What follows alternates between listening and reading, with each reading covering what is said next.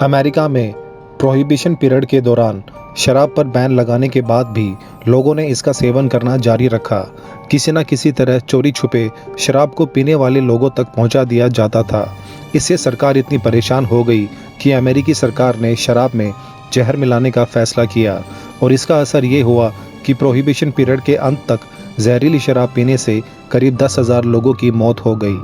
ये अपने आप में एक ऐसी पहली घटना थी जिसमें सरकार ने शराब और शराब को पीने वालों से परेशान होकर उसमें जहर मिला दिया और इससे हज़ारों लोग मारे गए। फ्रैंक हेइस नाम का ये व्यक्ति एक हॉर्स जॉकी था। इसने 4 जून 1923 में अपनी पहली घुड़दौड़ में हिस्सा लिया, लेकिन रेसिंग के दौरान बीच में ही इसे हार्ट अटैक आ गया और हैरानी वाली बात ये थी कि हार्ट अटैक आने के बाद भी वो घोड़े से नीचे नहीं गिरा और फ्रैंक हेइस के घोड़े ने सबसे पहले फिनिशिंग लाइन को क्रॉस किया। जब उसकी टीम वाले उसे बधाई देने उसके पास दौड़ कर गए तो देखा कि फ्रैंक हेइस ये रेस तो जीत चुके थे पर ज़िंदगी की रेस हार चुके थे। उनकी मौत हार्ट अटैक की वजह से रेस के बीच में ही हो गई थी। ये रेस फ्रैंक की ज़िंदगी की पहली और आखिरी रेस थी। साल 1891 में अमेरिका के ओहियो शहर में केवल 2 लोगों के पास कार हुआ करती थी, लेकिन हैरानी वाली बात यह है कि उन्हीं दोनों कारों में आपस में एक्सीडेंट हो गया।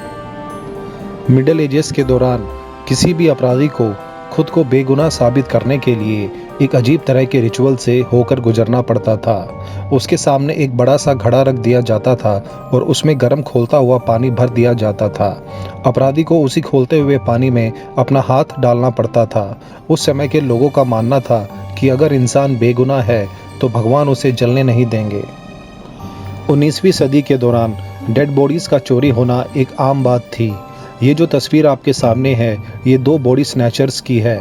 ये लोग बॉडी को कॉफिन से निकालकर उसे मेडिकल रिसर्च के लिए बेच दिया करते थे।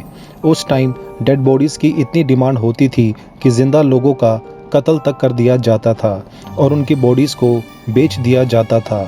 फेमस कॉमेडियन चार्ली चैपलिन की मौत के बाद उनकी बॉडी को भी चोरी कर लिया गया था, जिसके एवज में लाखों रुपए की डिमांड की गई थी।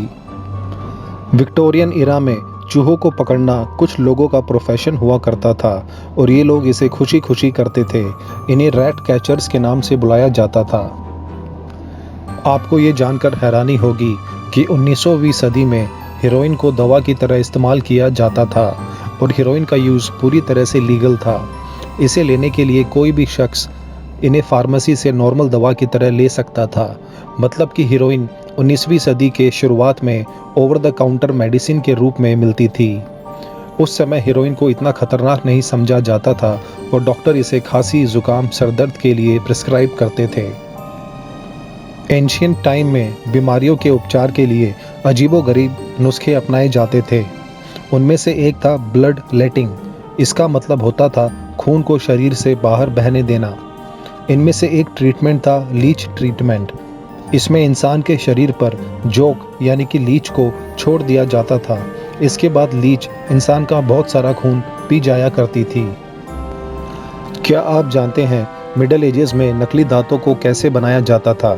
दरअसल उस समय नकली दांतों को बनाने की कोई भी टेक्नोलॉजी उपलब्ध नहीं थी। युद्ध के दौरान मारे हुए सैनिकों के दांतों को निकाल लिया जाता था और ज़रूरतमंद इंसान के मुंह में फिट कर दिया जाता था। 1941 में जुलियाना नाम का ग्रेट डेन डॉग को सरकार की तरफ से ब्लू क्रॉस दिया गया था, क्योंकि इस डॉग ने एक जलते हुए बम को पेशाब करके बुझा दिया था, जिससे कई लोगों की जान बच गई थी।